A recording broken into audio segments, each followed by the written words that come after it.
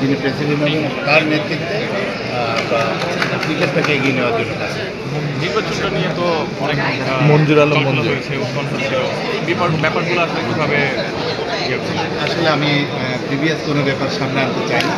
আমি এখন থেকে আমাদের নতুন যে যাত্রা, আমি সবাইকে নিয়ে চেষ্টা করব আমাকে যে দায়িত্বে দেওয়া হোক না কেন, আমার থেকে আমার অবস্থান থেকে যদি আমরা ভাবে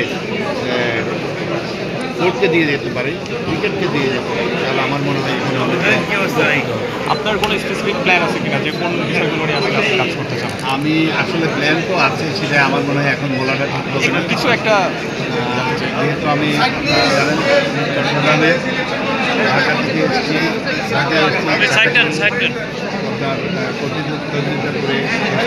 তো আমার ঢাকার পাশাপাশি রিজিওনাল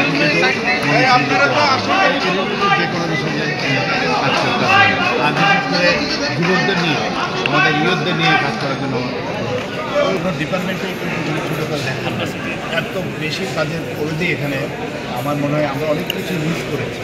তো শেষের দিকে এসে গত এক বছরের মধ্যে যে কাজগুলো করতে পেরেছি, আমি মনে করি যে প্রেসিডেন্টকে, আমাদের বর্তমান যিনি প্রেসিডেন্ট ছিল বুলবুল ভাই, ওনাকে অনেকগুলো প্রপোজাল দিয়েছে, যেটা পূর্ণাঙ্গ একটি ইউনিট মেডিকেলকে দেওয়ার জন্য, যেটা আমাদের একাডেমি ভবনে আমরা যদি সেই প্রস্তাবনা অনুযায়ী করতে পারি, এটা আমাদের দেশের ক্রিকেটের জন্য অনেক মঙ্গলজনক।